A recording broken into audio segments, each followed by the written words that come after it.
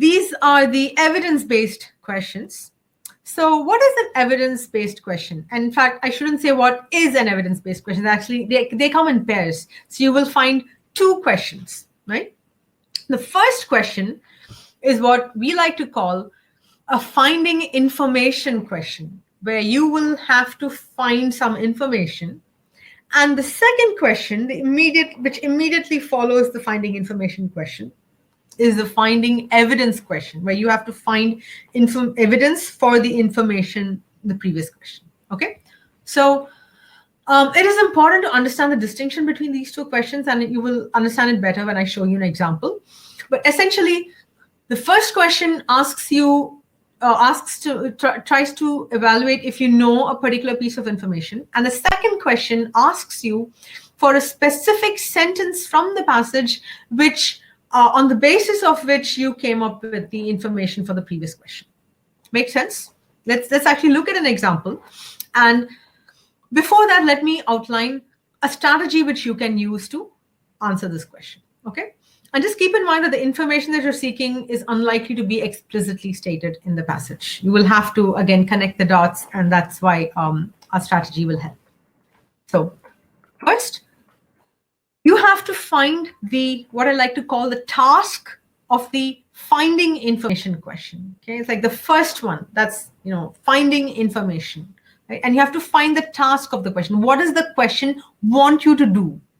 Next, you go to the finding evidence question, and there will be some four sets of line numbers mentioned there. And you read all of these line numbers in the passage. You read these lines in the passage.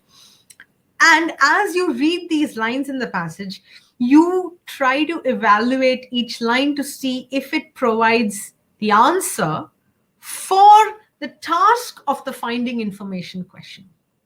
Okay, so notice as of now, we have not yet looked at the answer choices in the finding information question. We're just looking at the answer choices in the finding evidence question, which are essentially line numbers in the passage. And you're going to go read those lines and see which of those lines provides the answer for the finding information question. Okay, so let's actually put the strategy to practice. And just as an acronym, you can think of it like an info, task, evidence, and matching. But I think as we apply the strategy, it might be easier for you to remember this. So let's look at an evidence-based question. Once again, I've taken the same section of this passage. And you don't have to read it from the beginning. Although, if you love doing that, awesome. Okay, so let's look at the finding information question first. The author's attitude towards something. So clearly, this question is about the author's attitude towards something. So this is what we call the tone question, right? The author's attitude or feeling towards something. Okay. So about what? What do they want to know the author's attitude about? Well, towards the idea of the tidal cycle being a strong indicator of certain types of volcanic activity. Can be best described as what, right? So please don't read these answer choices right now. Let's just try and understand what the question wants us to do. And the next question you see here, which is, like I said, they come in a pair, right? They always come in pairs. The next question says, which sentence provides the best evidence for the answer to the previous question? And it will always be worded this way. Okay, that's how you know that these two form an evidence question pair. And you will notice here that the answer choices are always lines from the passage. And they give you line numbers as well as the starting and the ending words or phrases to make it easier for you to locate the line number. So you are expected to go back to the passage and read each of these line numbers. So let's apply our strategy. What's the first step? You want to find the task of the finding information question, right? The info task. So in the info task, when you're going to find what's the task that they're setting up for you here. So the task of the find information question is, well, there is an idea that's being talked about, that the tidal cycle is a strong indicator of certain types of volcanic activity, right? Towards the idea of something, okay? And they want to know what the author's attitude or feeling is towards this idea. Okay, so what does the author feel about a particular idea? So in other words, this is a tone question, and for tone questions, you can use our neat little tone spectrum to identify, or as a basis on which you will try and peg the author's tone. So tones of authors usually vary from absolutely positive, hopeful, somewhat hopeful, optimistic, skeptical, not so hopeful, and then definitely against, right? On the SAT, you're unlikely to find a very, very neutral tone. Usually it's going to be on one, either positive or negative. So you will have to, you have to find what the tone of the author is towards what? Not towards the volcano itself, but towards this idea, right? Towards the idea that the tidal cycle is a strong indicator of certain types of volcanic activities. So now that we understand the task of the information question, let us go to the evidence question. Okay. So remember, you will have to read each answer choice, go back to the passage, and then see if it's giving, if this line gives you a way to answer the, this gives you a way to answer the task of the information question. In other words, you will read each of these lines and see if they help you answer, or if they help you find out what the author feels about this idea, about the idea that tidal cycles can, and the volcanic eruptions, right? Okay, so let us read lines 56 to 59. They found that for most of those 12 years, there was no correlation between tremor and tidal cycles, except the few months before a steam-driven eruption in September 2007, when a strong correlation emerged. Okay, so over the 12-year period, there was no correlation. Remember, the question is all about finding whether there's a correlation between the tidal cycles and the volcanic tremors. But for most of those 12 years, there was no correlation, except that when the volcano is about to erupt, there was a correlation. Okay, a strong correlation emerged. Now, does this tell you exactly what the author feels about this idea? Well, I would say that the feeling is not strong enough. Okay, yes, the author has used the phrase a strong correlation. Okay, but I think we can do better. Let's go to the other lines and see if there's something even stronger than strong correlation. So the next sentence, lines 59 to 61.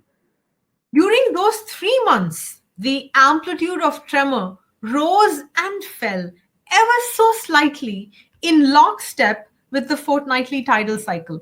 So there is a correlation, right? The tidal cycle and the amplitude of the tremor, they did have some, there was a correlation. They were in lockstep, okay? So yes, there is a correlation, okay? But I still think we can do better, because the feeling, there's no feeling, or probably feeling is not the exact term. There's no conviction or certainty yet, right? So let's continue and read the next line. While the fluctuations in seismic amplitude were subtle, the strength of the correlation to the tidal cycle was not. In other words, the correlation was extremely strong, right?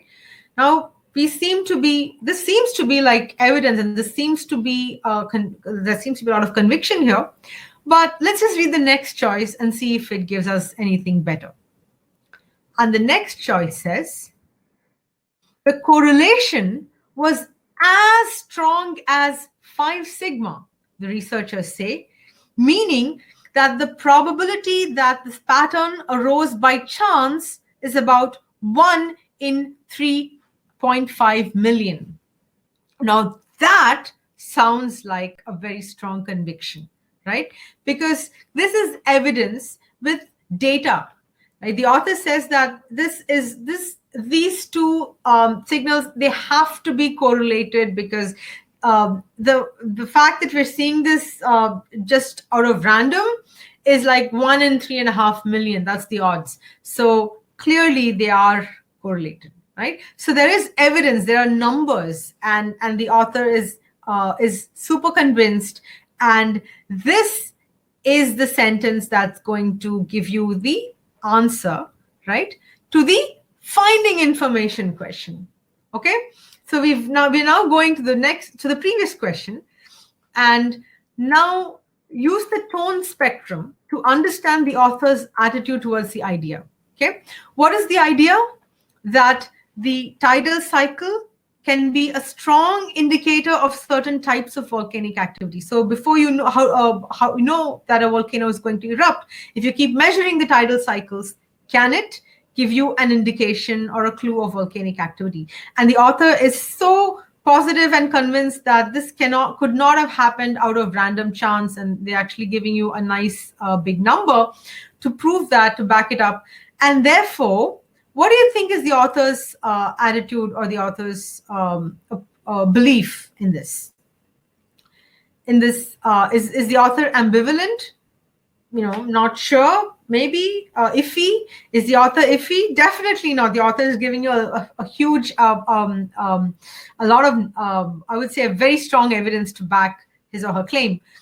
Is the author contemplative? Is the author just thinking, hey, let's just think about this, let's study it, let's analyze it? No, the author's actually said, look, we've done the analysis and here are the numbers, and see this correlation is so strong. Okay, so it cannot be contemplative. Is the author optimistic? That sounds like the answer. The author definitely feels positive that this correlation is there and it could help us. And is the author pessimistic? Definitely no. There is no trace of negativity in the author's attitude here. So the answer here is optimistic. Okay, and we will go with answer choice C.